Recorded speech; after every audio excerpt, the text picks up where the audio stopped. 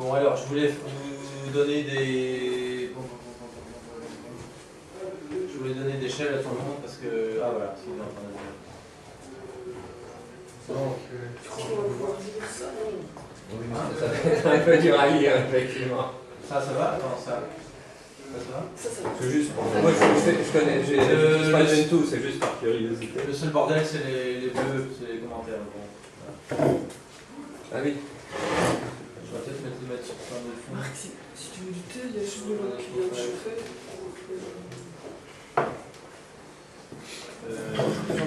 Black, front right. Ça va mieux? Ça va mieux, donc. Bon. Je pense que le blanc, c'était pas mal. Oui, plutôt le... Il y a... En tout cas, toutes les couleurs sont il y a... Bon. Ouais, je vais commencer, hein. Comme ça, on avance. Alors, je veux juste un nouveau tab. Je veux pas le du. Voilà. Alors. Donc la présentation que je vais faire, le workshop que normalement ça dure 1 heure. Je l'ai déjà fait à Axo Green, c'était un camp à Luxembourg il y a 1 an et demi. Et donc j'avais fait des machines virtuelles pour tous les participants, parce que le problème d'éditer les packages Gentoo, c'est que si tu le fais sur une autre distro, il te faut des outils pour valider tout le bazar. Et que tu ne sais pas le faire à moins de porter des outils de portage. Tu peux le faire, hein, le portage du Python, ça ne doit pas être trop compliqué à porter, mais voilà, en tout cas sur les autres distros, parfois tu as les Get-Tools, je ne sais pas quoi, qui sont dans Gentoo, mais bon, voilà. Si tu veux le faire sur une autre distro, tu dois porter les outils avant pour pouvoir le. Donc c'est pour ça que j'avais donné une image, un shell sur une machine virtuelle que je suis en train d'essayer de créer ici. Ça prend un peu de temps, mais bon, on va déjà commencer sans. Alors, donc si vous allez sur mon site zooba.com, il y a quelques traces du workshop que j'avais donné. Et j'avais commencé par le truc de base. Le truc de base qui consiste à prendre un Hello World en C et à faire le premier rebuild en gros pour le premier packaging, pour packager Hello World. Et donc il y a des exemples de Hello World dans Gentoo pour voilà, les trucs de base. Sauf que pour moi le Hello World.c était trop compliqué parce que bon, à partir du moment où ça dépasse 5 lignes, moi je deviens fou. Un Hello World en Python c'est une ligne et en C c'en est 4. Donc voilà, et donc j'ai fait un tar gz à cette adresse là où il y a le Hello World dedans. Je suis assez sage, je vais peut-être mieux le mettre en local.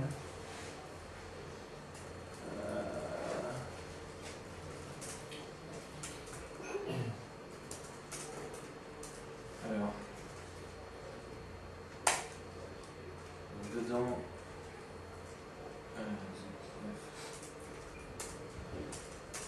donc dedans il y a juste Hello-Zoo, donc ça fait 4 lignes. Donc si je le fais avec GCC -O Hello-Zoo, voilà, donc je l'exécute.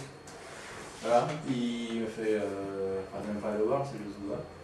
Et dedans il y a un makefile qui fait juste la même chose, make all, make clean, make install.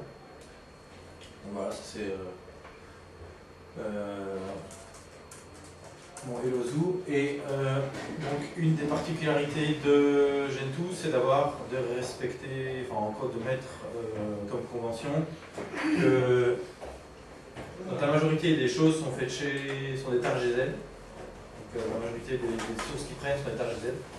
Et ils ont comme tradition de prendre le format le nom du package, tiret, une version .tar.gz.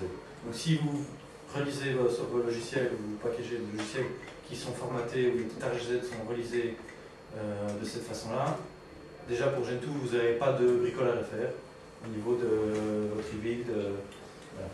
Donc, si c'est un paquet un tar.gz qui est nommé différemment, vous devrez plus tard dans la création de rebuild réassigner les variables qui correspondent à ce qu'on appelle le package name, donc $PN pour les e-builds, $PV pour package version, etc. Donc, alors, si vous étiez à la présentation que j'ai donnée il y a 2 heures sur les profils de serveurs, j'ai mentionné une chose qui se trouve dans GitHub. Donc, à GitHub/Zubab, il y a un repository qui s'appelle Overlay for Gentoo. Donc, sur Gentoo, il y a ce qu'on appelle. Là, je suis en train de faire un backup, donc ça prend un peu de temps.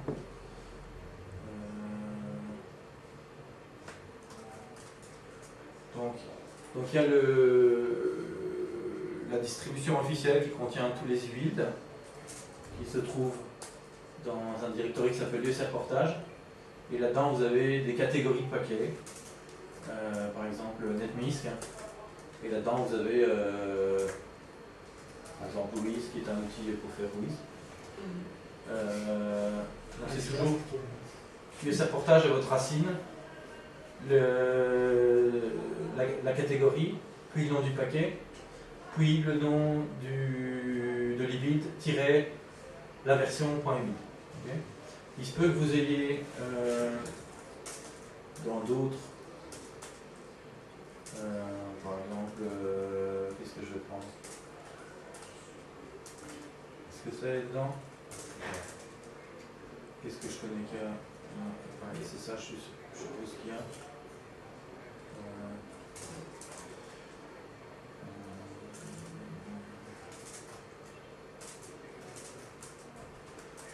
Est-ce que vous ayez des suffixes, par exemple, la version -R1. Donc la version du logiciel n'a pas changé, mais l'e-build est préfixé avec un R1, ça veut dire que vous avez une première release ou une deuxième release, parce qu'en général le -R1 ne le met pas, c'est optionnel. Une deuxième release du fichier de packaging.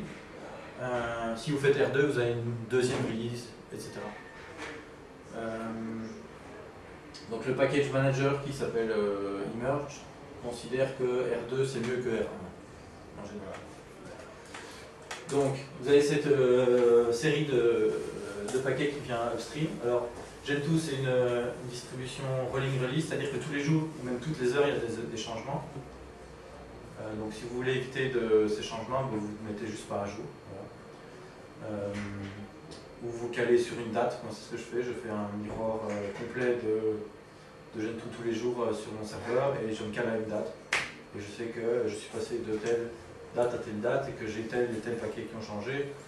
Et donc ça me permet de contrôler un minimum mes upgrades. Donc vous pouvez mettre à jour via la commande qui s'appelle immerge-async. Et ça va prendre les serveurs AirSync qui sont chez Gentoo et la version qui est de 6h18 aujourd'hui. Donc, il y a cette liste de paquets qui est upstream et puis il y a ce qu'on appelle des overlays qui sont des séries de paquets qui sont en dehors de la distribution. Donc c'est un peu similaire au PPA qui est sur Ubuntu. Donc c'est des paquets où c'est des paquets qui sont someone doesn't understand French? No? Everybody understands the same? Ce sont des repositories de paquets, donc comme le mien qui est ici, qui ne sont pas dans la distribution, qui sont en dehors, donc c'est mon paquet personnel. C'est des choses que j'ai trouvées qui n'étaient pas dans Gentoo, enfin bref. mes paquets à moi. Et donc par exemple ici j'ai créé dans une section qui s'appelle AppMisk, voilà. J'ai créé un directory qui s'appelle HelloZoo, sur laquelle j'ai packagé Libit de mon Hello World. Alors, si vous prenez un éditeur de texte normal, Vim, et que vous êtes sous Gentoo, vous faites, vous créez votre directory. Par exemple, je vais mettre dans AppMisk.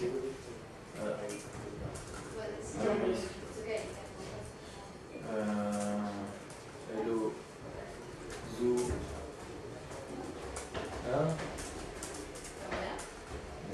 Hello Zoo.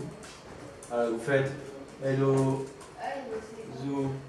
Zoo-01.ibit. Voilà, ce qui va se passer, c'est qu'il va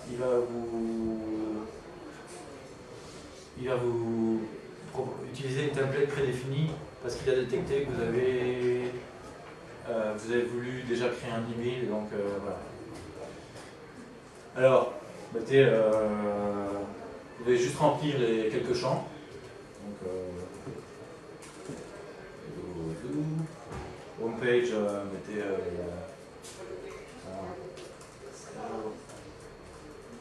hellozoo.com. Alors, SRC URI, c'est l'adresse à laquelle il va trouver les sources en gros. Et SRC URI, ça peut prendre la forme de HTTP, Git, SSH, SFTP, file dans votre /home. Enfin, il y a énormément de combinaisons possibles. Et normalement, là-dedans, la convention, de nouveau, si votre paquet respecte le package name la version .tar.gz, la convention, c'est de mettre, par exemple, votre serveur ici. Je vais mettre duba.com